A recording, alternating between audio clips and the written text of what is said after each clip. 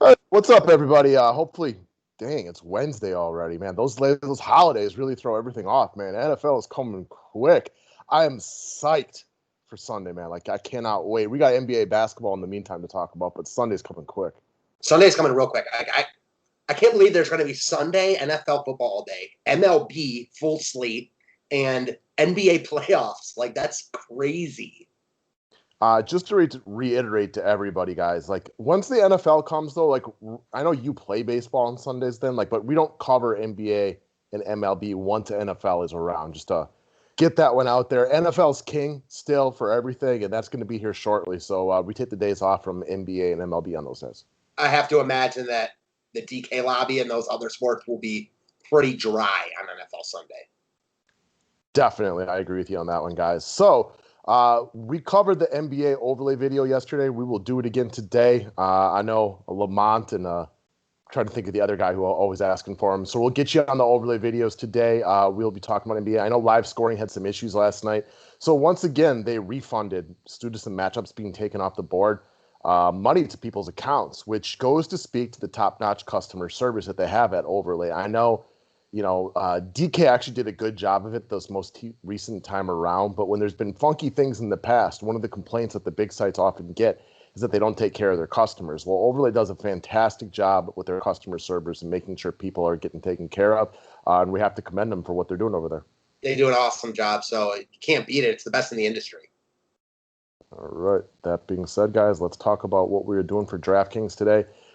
Back to could be one of our few 2 games in one day scenario for the NBA. We might be going down to 1 game a day here real soon. Yeah, I mean, I'm already, thinking about tomorrow. There's only 1 game. All right, so congratulations to the Heat. I've covered this already, and I'll say it again. Obviously, I meant it's Wednesday, 9-9, not Tuesday, but I forgot to change the date on there. Kudos to them. They played a well-fought, hard series, and even though I felt like I hated the way the referees ref the series, it wasn't one-sided. It was just I didn't enjoy parts of it. They fought hard. They deserve the dub in this series. I'm really looking forward to rooting on the Miami Heat when they take on either Boston or Toronto in the next round. I just like the way this team plays basketball. I'm really starting to dig on this Tyler Hero kid. I respect Jimmy Butler. So kudos to the Heat and congratulations to all their fans because you guys earned that dub with the 4-1 win. Definitely weird, man. Now this bubble life definitely changes things. We had talked a couple months ago and said that the Heat would have easily beaten the Bucks 4-1. I know Giannis got hurt. Not sure we would have believed it. The Heat were definitely the better team in this series. I got to think the bubble changed a lot here.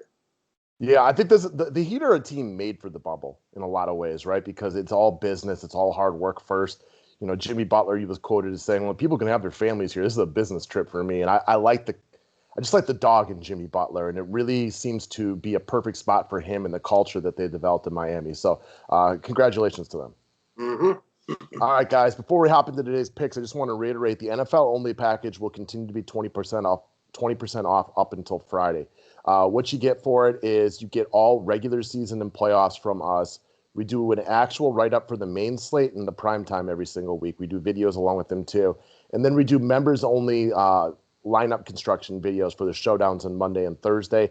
We've already done the members-only one for the Thursday showdown. We will do the public one later on today for you guys. So it's $80. It's normally $100. I'll be raising it up on Friday. If you want to get the $20 off, go up to the website and sign up. Day passes are up. Subscribe to the station if you're new to it. Thumbs up is appreciated. Let's talk about some of the guys that are going to be on our short list today. Desperation effort from Toronto today. And a couple of the Toronto guys got a nice little price decrease, very minor, but knowing that they absolutely pooped the bed the other night in Boston, absolutely just ramrodded them in that game.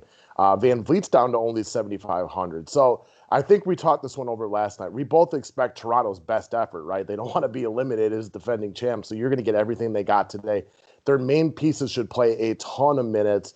Van Vliet has not really played that well in this series, but has between 34 and 40.5 DK points in every game, so he offers a nice floor. But there is still room for ceiling on this guy if he could just shoot well one of these days. Yeah, big-time price decrease like you talked about, and the upside's still real here. So this isn't one of those, we talk about a lot, teams might want to play hard, just don't have the talent to compete. This is not that situation.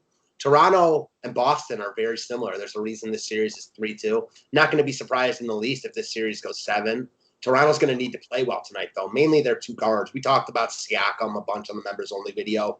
He does not look all there in the bubble. So I think they're really going to need VanVleet and Lowry to play well here. Man, you got to love the $7,500 price point, especially with other expensive guys we want to roster on this slate. And value's still lacking big time. So a lot to like about VanVleet tonight.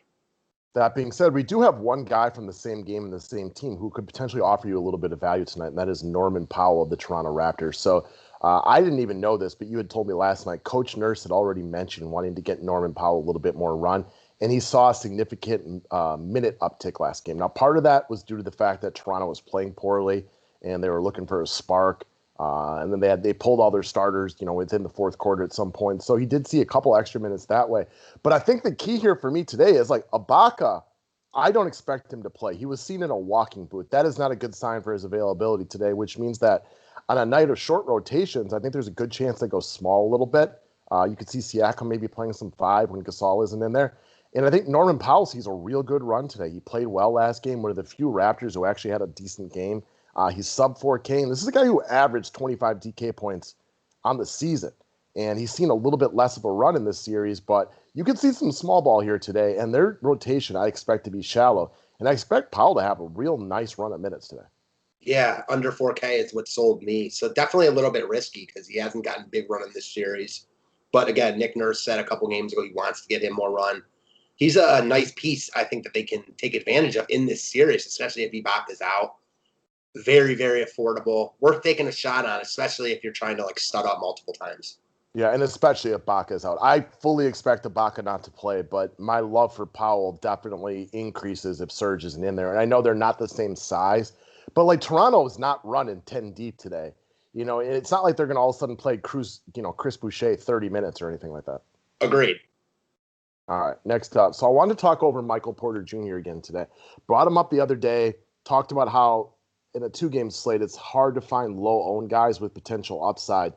He was 7% the other day in the contest I looked him up in, maybe a little more or less depending on where you had him. But he went off for a 40-point performance the other day, had the second highest plus-minus for Denver on the day, and appears to be playing with confidence. He was extremely aggressive. The conundrum, and we talked about this one at length last night, is what will Malone do today, right? Yes, you need his offense to keep up with the Clippers, but he's a defensive liability. So he's constantly over on the sidelines, weighing what he does with this young man who is just he's a offensive superstar in the making. He's an excellent rebounder. And he put up 40 points. I think he played 23 minutes. I mean, this guy can do it really, really quick. I have to assume that 7% takes a major increase in the number of people who use him today based on his recent performance over the last 2 games. Yeah, I mean, Montreal Harrells is still in a body bag from Dunk Porter laid on him the other day. Oh, that was awesome, wasn't it? I mean, geez Louise, talk about putting someone on a poster. Yeah, I mean, listen, you talked about it. Porter is very gifted offensively, and it is a conundrum because he's not there defensively yet. They need his offense in this series, though. The Clippers, very good defensively. They can also score, and Denver needs to be able to put the ball in the hoop here. I think that a reason they lost that last game is because Porter did not play enough. He was one of their better scorers. Outside Jokic and Murray, with Will Barton out, a guy that you've liked for a long time, they just lack offensive guys. They don't have many other guys that can put the ball in the hoop. At this price point, how many other guys around 5K have 40, 45 point upside? 1, 2, maybe none. Right. It's not impossible to think Millsap or Thies or OG could do that. But, man, if you're looking for a guy who could go off, I mean, Porter's the guy that I would be the most interested in. He's a little scary, though. The difference is, those guys could do it. Those guys have 40 points in them at some point. But Porter, if he gets the minutes, is likely to get there. Those guys are going to get the minutes, and they still probably won't get there.